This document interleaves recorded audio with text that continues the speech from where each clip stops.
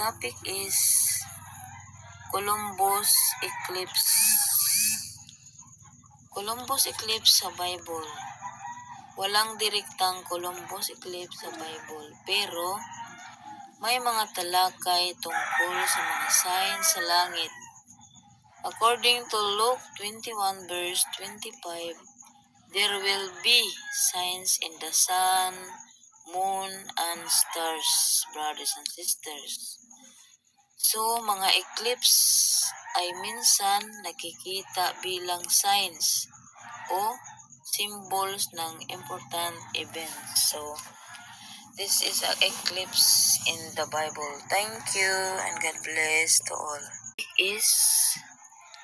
Hello everyone, the dividing wall in Bible.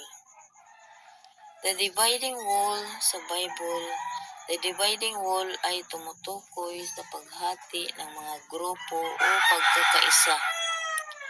According to Ephesians 2:14, for the himself is our face, who has made the two groups one and has destroyed the barrier, the dividing wall of hostility. 2.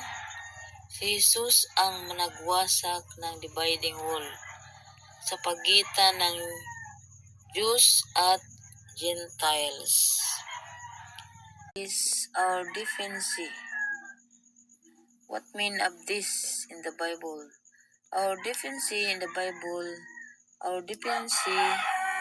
dependency ay tungkol sa pagdepende sa Diyos. Una, Proverbs 3:5-6.